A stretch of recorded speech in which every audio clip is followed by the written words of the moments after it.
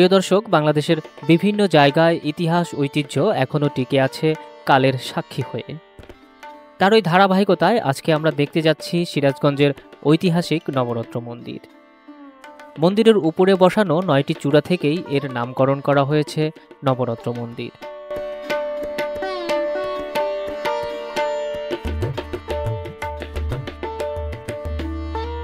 মন্দিরের দেয়ালের ভাঁজে ভাঁজে অসংখ্য পোড়ামাটির নকশা দ্বারা সুসজ্জিত। দেয়ালের কোথাও এর নির্মাণ শিলালিপির উল্লেখ না থাকায় মন্দিরটির নির্মাণের সঠিক সময়কাল জানা যায়নি।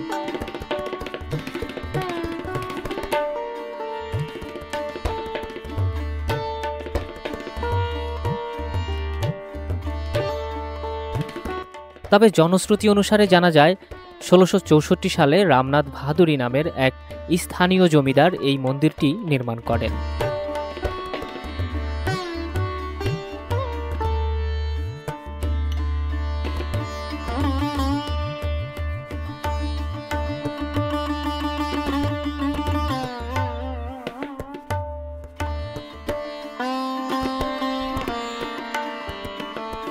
তবে কেউ কেউ মনে করেন মন্দিরটি বাংলার নবাব মুর্শিদ কুলি খানের সময়কাল 1704 থেকে 1728 সালের মধ্যে কোনো এক সময়ে নির্মাণ করা হয়েছিল।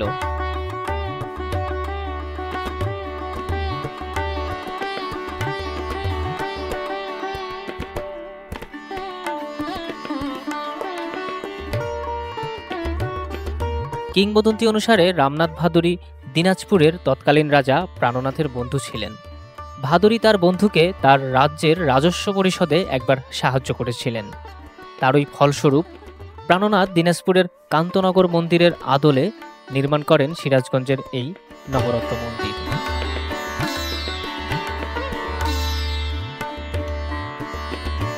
আবার কেউ কেউ মনে করেন ভাদুরী তার নিজস্ব অর্থেই ব্যয় করেছেন এই মন্দির নির্মাণের সকল কাজ। নবরত্ন মন্দিরটি 3 তলা বিশিষ্ট এবং এর দেয়ালে প্রচুর পোড়ামাটির নকশা রয়েছে। শক্ত একটি মঞ্চের উপর স্থাপিত মন্দিরটির আয়তন 15 বর্গমিটার। যে স্তম্ভগুলোর মাধ্যমে মন্দিরটি দাঁড়িয়ে রয়েছে তার প্রতিটি স্তম্ভের দৈর্ঘ্য 15.4 মিটার ও প্রস্থ 13.25 মিটার। নবরত্ন মন্দিরটি 7টি বারান্দা ও 5টি দরজার সমন্বয়ে গঠিত। নবরত্ন মন্দিরের পাশাপাশি আরও 3টি মন্দির রয়েছে। ইতিহাসের সন্ধানে মন্দিরটি দেখতে দূর দূরান্ত থেকে ছুটে আসে ইতিহাস প্রেমীরা। আবার কেউ কেউ বিনোদন হিসেবে সময় কাটায় পরিবার পরিজন নিয়ে।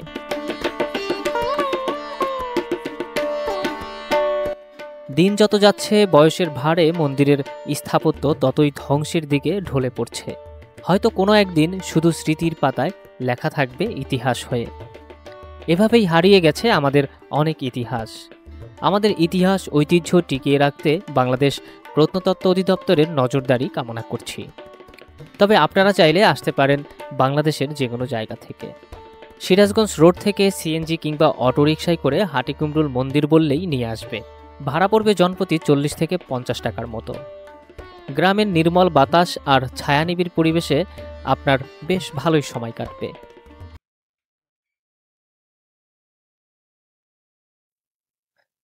বাংলাদেশের যতগুলো নবরত্ন মন্দির রয়েছে তার মধ্যে এটি সবচেয়ে বড়। এছাড়াও এটি এলাকাবাসীর কাছে দোল মন্দির নামেও পরিচিত। একসময় এই এলাকার দোলযাত্রাও শুরু হতো এই মন্দির থেকেই, যার ফলে এলাকাবাসী এই মন্দিরকে বলে থাকে দোল মন্দির। আমাদের ইতিহাস ঐতিহ্য সভ্যতা সংস্কৃতির আড়ালে এভাবেই লুকিয়ে রয়েছে হাজারো ইতিহাস। প্রিয় বন্ধুরা, সিরাজগঞ্জের উল্লাপাড়া উপজেলার হাটিকুমরুল এই নবরত্ন মন্দির থেকে আজকের মতো বিদায় নিচ্ছি। ততক্ষণ ভালো থাকবেন, সুস্থ থাকবেন। আল্লাহ হাফেজ।